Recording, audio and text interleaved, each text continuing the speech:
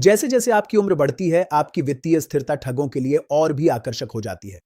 40 वर्ष से अधिक उम्र के लोगों को अक्सर निशाना बनाया जाता है क्योंकि माना जाता है कि उनके पास पर्याप्त बचत या निवेश होते हैं। यहां बताया गया है कि भारत में कुछ आम वित्तीय धोखाधड़ी से कैसे बचा जा सकता है। पहला, बहुत अच्छे लगने वाले निवेशों से सावधान रहें। ठग अक्सर लोगों को ऊंचे रिटर्न और कम जोखिम का वादा करके फंसाते हैं। ये योजनाएं अक्सर पिरामिड या पोंजी स्कीम होती हैं, जहां भुगतान नए निवेशकों को जोड़ने पर निर्भर करता है।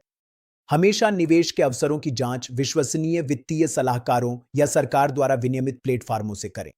दूसरा, फिशिंग घोटालों से सावधान रहें। फिशिंग घोटाले व्यक्तिगत और संवेदनशील जानकारी जैसे बैंक विवरण या पासवर्ड चुराने की कोशिश होते हैं। उन ईमेल, संदेशों या कॉल्स से सतर्क रहें जो आपसे व्यक्तिगत जानकारी मांगते हैं।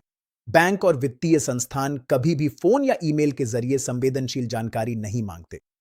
तीसरा, लोन धोखाधड़ी से बचें। ठग अक्सर कम कागजी कार्रवाई में जल्दी लोन देने का वादा करते हैं, लेकिन पहले ही भारी प्रोसेसिंग फीस वसूल लेते हैं।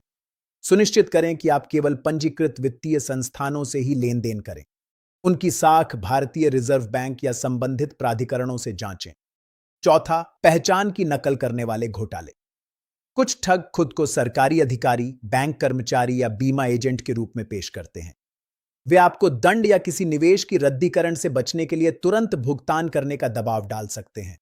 हमेशा कॉल करने वाले की पहचान की पुष्टि करें और उनके दावों की स्वतंत्र रूप से जांच करें। आप क्या कर सकते हैं? पहला, सतर्क रहें। नियमित रूप से अपने बैंक और क्रेडिट कार्ड स्टेटमेंट की समीक्षा करें। अनधिकृत लेन देन पर नजर रखें और उन्हें तुरंत रिपोर्ट करें। वित्तीय अनुशासन बनाए रखना अनियमितताओं की पहचान करने के सबसे अच्छे तरीकों में से एक है। दूसरा, खुद को शिक्षित करें। आम वित्तीय घोटालों के बारे में जानकारी रखें। इसके लिए समाचार देखें या अपनी आयु वर्ग के लिए तैयार किए गए लेख और रिपोर्ट पढ़ें। जीवन बीमा में निवेश करना केवल सुरक्षा के लिए नहीं है, बल्कि यह आपके परिवार के भविष्य को सुरक्षित रखते हुए आपकी संपत्ति बढ़ाने का एक सुरक्षित तरीका भी है। सूझबूझ के साथ निर्णय लें और प्रतिष्ठित बीमा कंपनियों की योजनाएं चुनें। अंत तक देखने के लिए धन्यवाद। मेरा उद्देश्य इसे आपके लिए सरल बनाना था। अगर मददगार लगे तो इसे किसी के साथ जरूर साझा करें।